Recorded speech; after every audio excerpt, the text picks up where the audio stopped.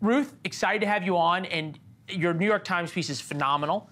It rightly points out how young men in America are getting lost between the left and the right culture war.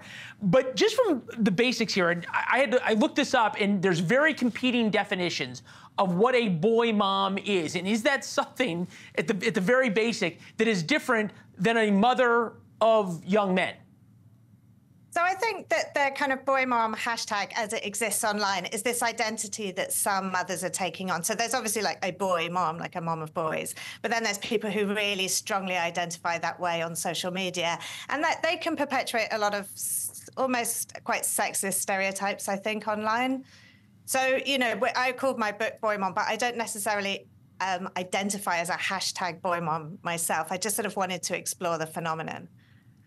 So there's this common, there's a common phrase in Arabic, Abu al-Banat, the father of daughters, and the joke is the father of all daughters. There's some responsibilities that come with that, on and on and on. But it kind of is more of a joke in speaking to the love that fathers have of their daughters. Some of those sound bites about the love a mother has for her sons. What's the whole toxic part of this?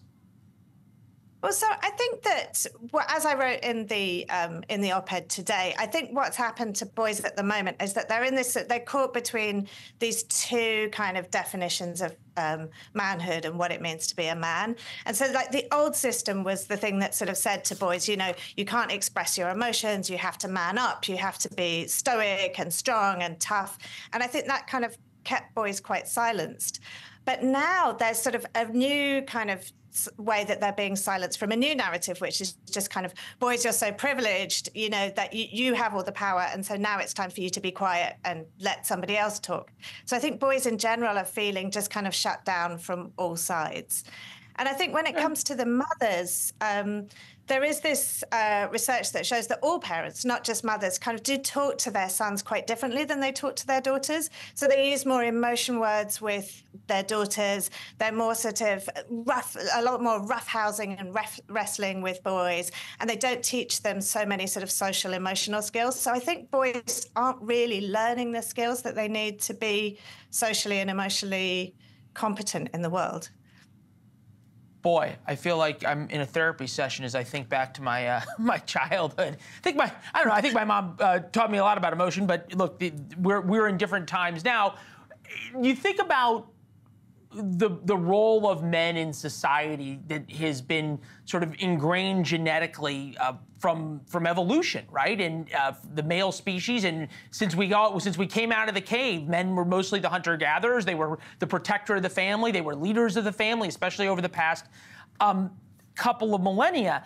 Is there something in this movement that's trying to kind of change that or beat that out of men rather than celebrate it?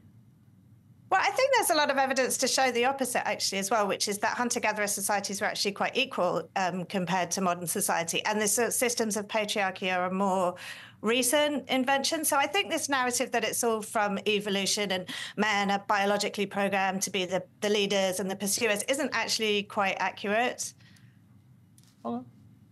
Okay, and so ...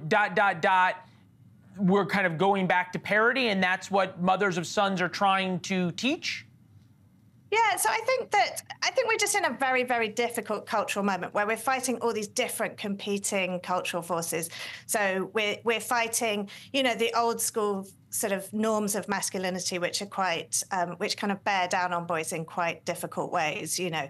And when I talk, as research for my book, I talked to lots and lots of boys. I talked to maybe 50 boys over the space of 3 years. And one of the things that they kept on saying was that they were lonely. They felt like they really didn't have a place to sort of voice their emotions in any way, because either they were being shut down politically or they were being shut down by this kind of masculine, you know, toughen up and don't say how you feel. So I think they felt like they just didn't really know how to be. And I think there's this like micro generation, the boys that I was talking to, you know, there's this real little micro generation that were going through puberty when the Me Too movement really kicked off.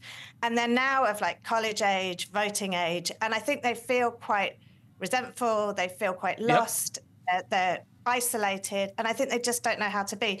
And I think that we all need to just take a step back and engage with them in a more generous way and give them some space. Boy, your boys are so lucky to have you as a mom. That's what I took away from reading your piece and from listening to you just now. And I think about how many mothers are terrified of their sons going off to college now, as you point out, after puberty, through Me Too, and now the way that things have changed on college campuses.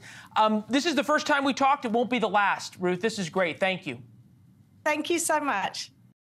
Thanks for watching. Go to joinnn.com to find NewsNation on your television provider. And don't forget to click the red subscribe button below to get more of NewsNation's fact-driven, unbiased coverage.